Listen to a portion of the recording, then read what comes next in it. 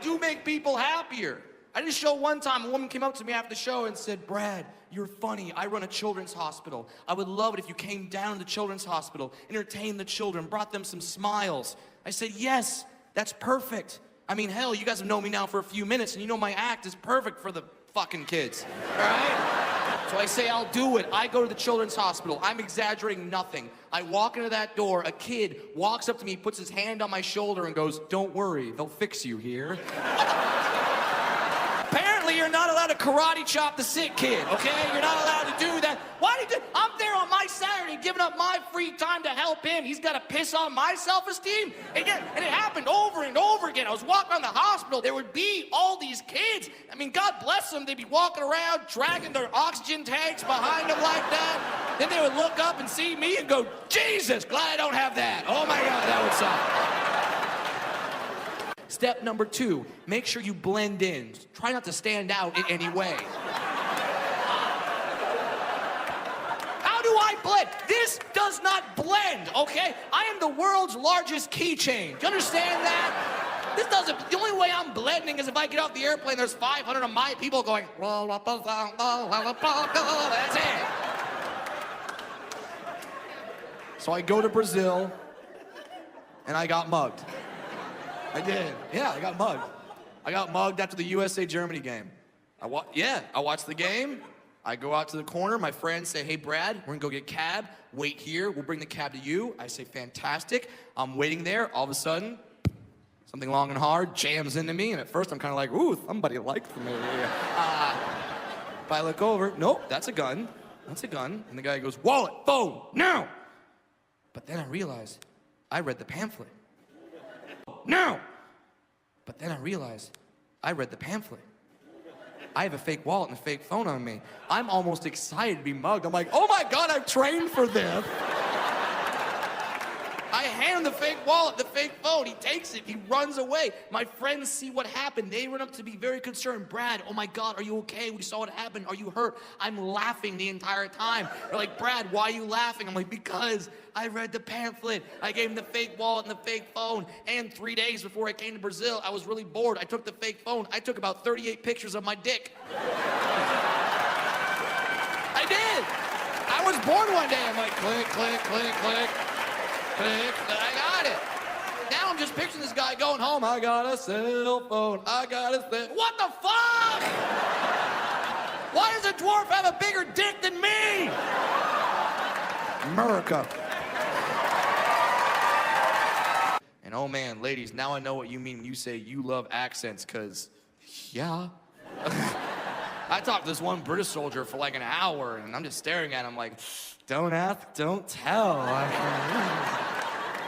And it was that sexy British accent, that South London Jason Statham type British accent. Oh my God, ladies, you could be on a date tonight, but if some guy taps you on the shoulder, you turn around and all you hear is, hey, I was looking at you from across the room. I thought to myself, there's a pretty good looking bird right there. Let me tell you what, I'll go BMW 325R, pop right so we can go out there, shag you rolling back here 30 minutes. That's why they call me the transporter, bitch. Hey. By the way, guys, I just preheated every oven in the room. You're welcome. That's a sexy accent. Now, just because you have an accent, do not think it is automatically sexy. There is a hierarchy to these things, okay? British, up here. Australian, up here. Indian. That's it. Ladies, you're not gonna have the same reaction if you turn around and all you see is, excuse me, my little delicate desert flower.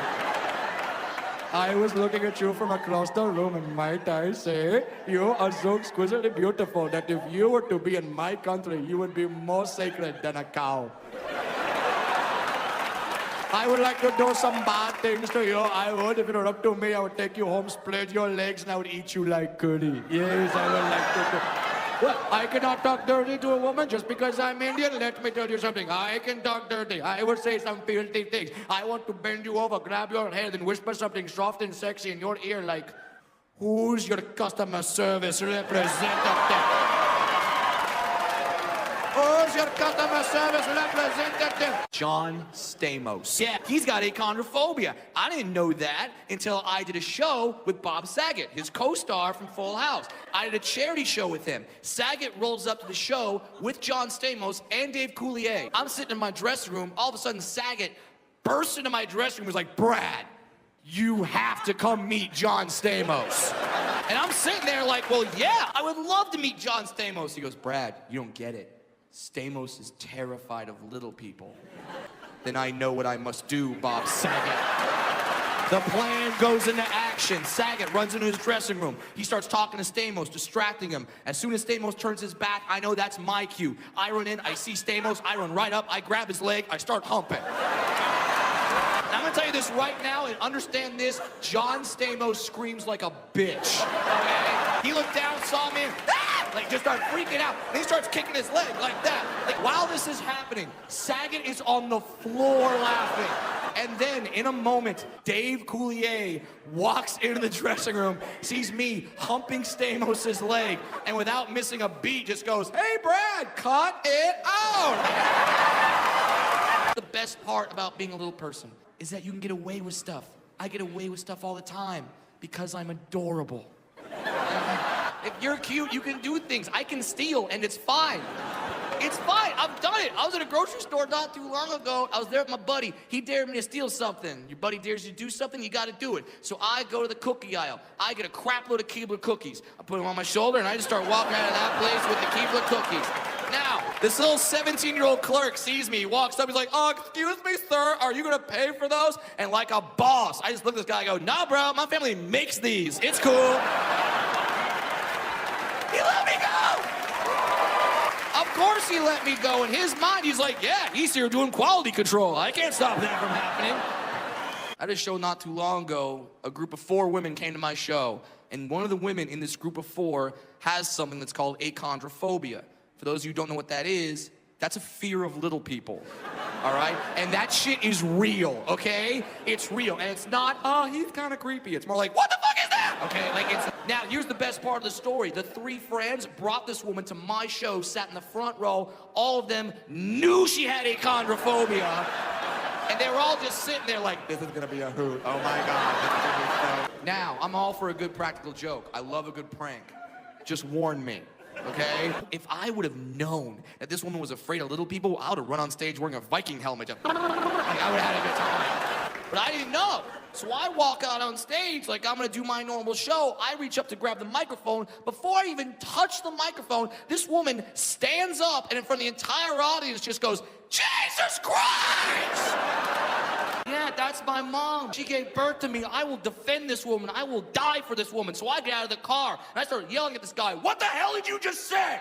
What the hell? Get out here. Get out here, you son of a bitch. Let's go, asshole. And he gets out of the car. I'm like, oh, shit, this is actually happening right now. Okay, this is going to come as a shock to you people. I don't know how to fight. No such thing as midget UFC, okay? The only fighting I know is stuff I learned from video games in the 90s. This guy's charging at me, and I have some weird instinct. I just look at him, and I go, Hadouken! I just say Hadouken. Now, for those of you who don't know what that is, I will explain. There was a video game in the 90s called Street Fighter 2, okay? Street Fighter. You think I'm crazy, but this shows you how much people don't know about little people. I yelled out Hadouken, this guy flinched, and then like ran away. Do you understand what that means? That means that when I yelled out Hadouken, this guy thought, well, he is a dwarf. He can probably throw a fireball. Get in, sit down, buckle up, good to go. But before we start flying, pilot has a little speech for us. And this is the speech that I hear right before I take my first helicopter flight in Afghanistan. Pilot looks at us and goes, all right, Mr. Williams, this is Bagram Air Force Base, Afghanistan. Some shit goes on here. We don't anticipate anything to happen, but something might happen, and we do have to prepare you for such a scenario. What sometimes occurs, these particular helicopters, they get fired upon by something called an RPG, rocket propelled grenade. You might know it as a bazooka. If this is to happen, you'll hear the words fire in the hole, followed by our machine gunner on board return fire. If you hear our gun go off, it is no longer a combat simulation. It's a real-life war scenario with real-life consequences. We'll do everything in our power to keep you alive. We'll do some evasive maneuvers. You're curled up in a fetal position. You'll be fine. I stopped listening after you said bazooka. Now I'm terrified. But I can't show fear. I'm on a helicopter with a bunch of 18 and 19-year-old badass Marines. I can't be a 30-year-old man like, I don't think this is a good idea. I can't do that. So now I get up, make my way to the Black Hawk helicopter. Now, Black Hawk helicopter is about yay high, all right? I can't get in that. I'm wearing the moo vest. I can't. I look at the soldier, I'm like, hey bro, can you help me out? He says, no problem. Pulls a lever, little handicap helper step, flies out. Sweet. Except for the helper step was about that freaking high. Still can't get in. I had to ask this soldier to do something that I swore as a little person I would never ask anyone to do, ever. I look at him like, all right, bro, you're gonna have to toss me. And the smile he got on his face, like, this is what I signed up for! And he grabs me, and he could just throw me in real quick. We would have been done, but no. He had to enjoy himself. He picks me up. He just goes, 1, 2,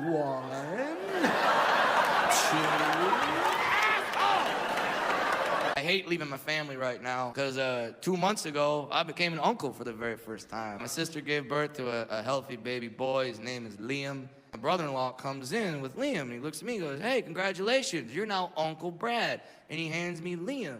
And I look at him. I didn't know what love was. I had no idea. Now I'm staring at him going, oh, this is what this is. I love you. I love you unconditionally and without prejudice, and you have done absolutely nothing to deserve this love. Nothing. Your life resume reads shit once. That is it. But I love you, and I'm having this moment of realization of the most powerful emotion in human existence. And my dad from the back of the room just yells out, you know he's gonna be wearing your clothes in like 2 weeks? Understand, I don't want one because if I have a kid, 75% chance that kid's gonna be tall. I don't want anything that by age 3 can fucking kill me, all right? How do you even discipline that kid? You're like, you're in timeout, Dad. I'm walking away like, you're right, son. I shouldn't have said that to you. That was not right.